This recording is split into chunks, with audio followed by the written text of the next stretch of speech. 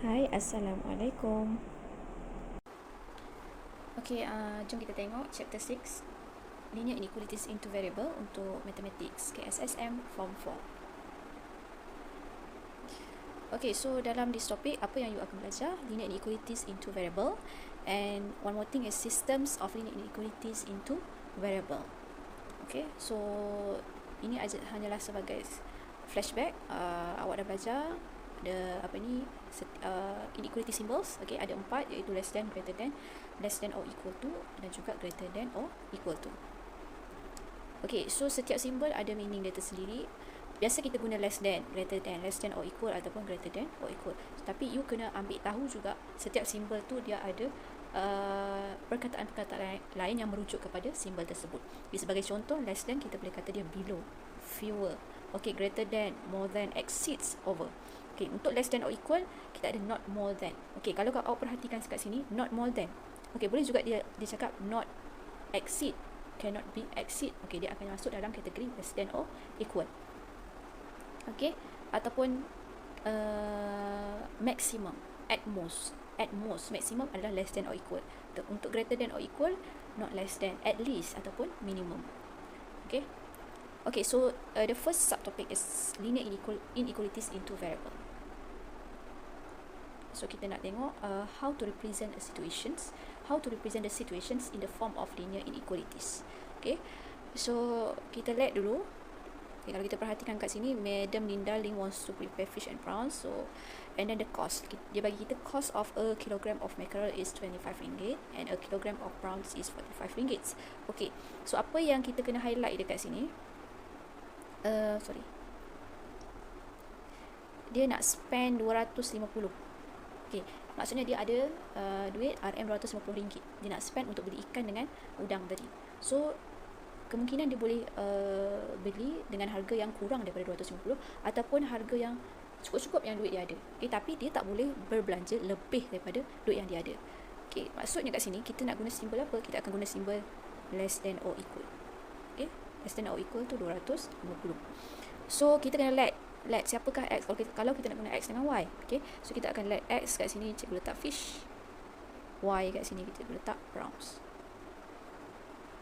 Okay, so the cost. Okay, so the cost untuk ikan tadi 25.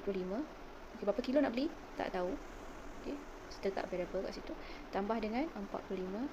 Berapa kilo udang nak beli? Y. So less than or equal to 250. Okay, so kita boleh simplifykan dia. So kita bahagi dengan 5 semua. 5x tambah 9y less than or equal to 50. Alright, okay, so the second situation, Puan Yati sells nasi lemak. Okay, kalau kita perhatikan dekat sini, nasi lemak yang Puan Yati jual ni ada dua variation. Variation yang pertama, nasi lemak dengan telur, RM1.5. Okay, satu lagi nasi lemak dengan ayam, RM3.5. Dan dia nak pastikan total daily sale dia tu mesti exceed, okay, should exceed 120 in order to make a minimum profit. So kalau dia nak untung dia kena jual lebih daripada 120. Okay, secara logiknya kalau awak jual balik dengan harga RM120, awak takkan dapat untung apa-apa, kosong. So kita Puan Yati ni kena jual lebih daripada 120 untuk memastikan dia dapat minimum profit. Kalau lebih daripada 120, maksudnya dia akan dapat profit. Okay, so kita akan guna simbol greater than, should exceed. Okay, should exceed 120. So kita nak guna X nasi lemak yang dengan telur. Okay, cikgu nak guna Y yang nasi lemak dengan chicken. So nasi lemak dengan telur tadi adalah RM1.50. So RM1.50 darab X tambah RM3.50 darab Y. Okay, kita boleh cantikkan ni. Kalau kita nak eliminate decimal, first yang paling senang kita darab dulu dengan 10. Kita akan dapat 15X tambah 35Y. So you akan dapat 1200. Tapi bila kita tengok sini, besar pula kan. So besar kita nak simplify, bagi dia lawa. So simplifykan dia, 3X bagi 5 tambah 7Y greater than 240. Okay. Okay, so ini kita nak refresh balik. Ini awak dah belajar dalam form 1.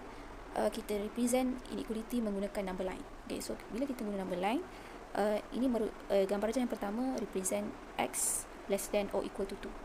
Okay, gambar rajah yang kedua mewakili X greater than -5. Gambar rajah yang ketiga represent X greater or equal to 0. Okay, apa yang membezakan dekat sini, nak adik O equal ataupun tidak, you kena tengok that that bullet, okay, bulat dekat arrow tu, dia solid ataupun putih, hitam ataupun putih. Kalau hitam mesti ada O equal lah, kalau putih dia tak ada O equal. Okay, so in your syllabus kita nak represent inequalities on a Cartesian plane. Okay, on a Cartesian plane. So kalau kita sebut on a Cartesian plane, awak boleh bayangkan kita punya gambar tu ada paksi X dan paksi Y. Okay, paksi X dengan paksi Y. Dan kalau awak perhatikan dekat sini, kita ada garisan. Okay, garisan straight line. So your memory ni you dah belajar dalam form 3, y equals to mx plus c, di mana m represent a gradient of the line and c represent the y-intercept. Okay, so kalau you tengok dekat slide ni ada dua region warna biru dengan warna pink. So yang warna biru tu adalah region kat bawah. Okay, region bawah daripada line ataupun less than lah. The less than kita region yang berada di bawah. Okay, kalau greater than region dia warna pink tu di sebelah atas. So kalau condong macam ni, yang sini adalah region bawah. Okay, kalau condong macam ni, awak punya gradient negatif, region awak dekat mana? Sebelah kiri yang ni, bawah. Okay, kalau horizontal line kat sini maksudnya gradient awak sama dengan kosong. So region warna biru adalah less than, okay, region warna pink adalah greater than. So untuk vertical gradient kita adalah infinity ataupun undefined. So sebelah kanan adalah greater than, sebelah kiri adalah less than. Okay, so kita nak draw. Sekarang ada paksi dekat sebelah kanan. So kita nak draw. Okay, sebelum kita nak draw the straight line, so straight line kita y sama dengan negatif 2x tambah 6. Okay, and kalau perhatikan kat situ dia bagi kita range x less than or equal to 5, x greater than or equal to negative 1. So maksudnya kat sini kita punya paksi x ni mesti include that value lah, negatif 1 sampai 5.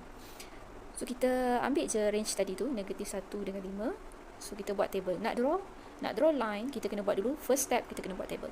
Okay, buat 2 titik, ambil 2 titik, masukkan nilai x dalam equation. Okay, masukkan dalam equation, 2 negatif 2 darab negatif 1 tambah 6. Apa yang you akan dapat kat sini? Value of y adalah 8.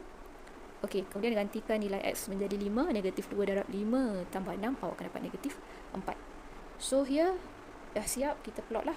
Negatif 1, 8, so dekat situ. And then 5 negatif 4, so dekat situ. Okay, dah plot, baru kita boleh garis. So kita dapat satu garisan straight line. Kalau you nampak dekat situ, kita punya y-intercept ataupun c adalah 6. Dia melanggar paksi y dekat 6. So dekat sini lah, ni 6 ni merujuk kepada c ataupun y-intercept. Okay, next kita dah siap draw. Lepas tu kita nak plot. Okay, kita nak plot the point. Okay, point yang pertama adalah 1 negatif 2. So 1 negatif 2 dekat sini. Okay, so cikgu let sebagai A. Okay, B point 4 negatif 2. So 4 negatif 2, so dekat atas line. Seterusnya titik 0 1 0 1. Okay, dan seterusnya kita ada titik 1 4 1 4. Okay, lepas tu kita ada 4 3 dan 2 6. 4 4 3 2 6. Okay, so kalau kita tengok dekat sini, dia nak kita determine whether the point plot satisfy ada 3 condition. Condition yang pertama, adakah dia memenuhi y equal to negative 2x plus 6 ataupun y greater ataupun y less than. Macam mana nak tengok? Kita tengok titik kita tu berada di mana. So kalau kita tengok ni, dua titik yang ni, titik ni dengan titik ni berada di sebelah mana? Di sebelah bawah garisan. Okay, so di sebelah bawah garisan maksudnya dia memenuhi region y less than. Okay, y less than negative 2x plus 6.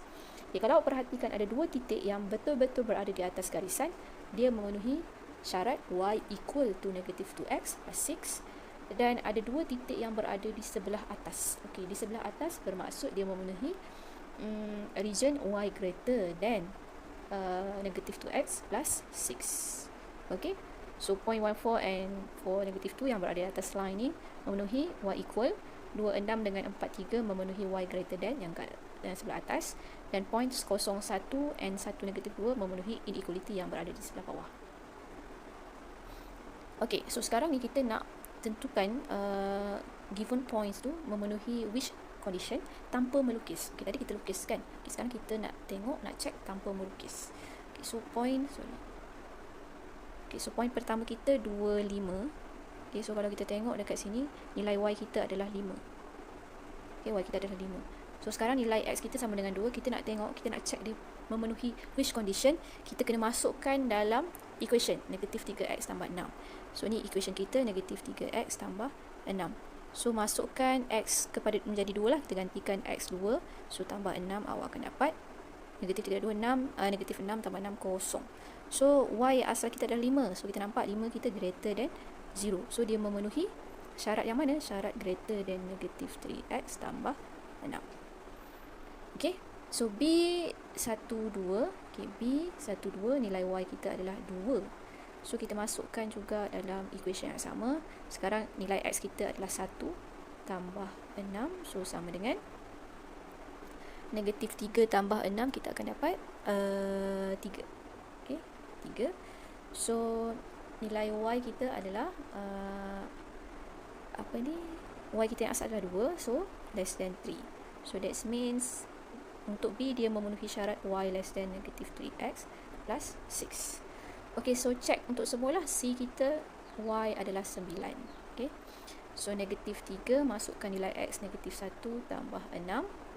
Okay, so nilai ini kita akan dapat 9. Okay, so 9 maksudnya nilai y kita sama. So dia memenuhi syarat y sama dengan negatif 3x tambah 6. Okay, last nilai y adalah 8. So gantikan dalam negatif 3x, x kita kosong tambah 6. So nilai y kita adalah 6. So kita nampak 8 lebih besar daripada 6. So dia memenuhi syarat di mana y greater than negatif 3x tambah 6. Okay, so macam itulah cara nak check dia. Okay, so next kita nak determine and shade the region that satisfy a linear inequalities. Tadi cikgu dah tunjuk sikit macam mana nak shade the region. Tengok kawasan greater ataupun less than. Tapi cikgu nak highlight dekat sini. Okay, untuk simbol less than ataupun greater than, bila nak lukis garisan tu kita akan guna dash line. Okay, garisan putus-putus. Okay, tapi untuk simbol yang ada or equal tu kita akan menggunakan solid line untuk lukis garisan. Okay, sekarang kita nak shade the region. Okay, kalau kita perhatikan dekat sini, nampak tak ada dash line dengan solid line. So gambar yang pertama kita menggunakan dash line. Kenapa? Sebab simbol kita less than. Yang ni pun gambar rajah kedua kita guna greater than, so kita buat dash line. So gambar yang ketiga kita menggunakan less than or equal to, so kita kena guna solid line. So kita nak lorek kawasan yang pertama less than. So atas ke bawah, bila garisan horizontal less than berada di bawah. So kita lorek bahagian bawah. Okey, untuk gambar yang kedua greater than. So ni garisan ni condong. So dekat mana? Atas kat sebelah atas lah, sini. Greater than. Okey. Untuk this one, x less than, kanan atau kiri? So kiri. So kita nak less than. Okay, that's all. Thank you for watching. See you in the next video.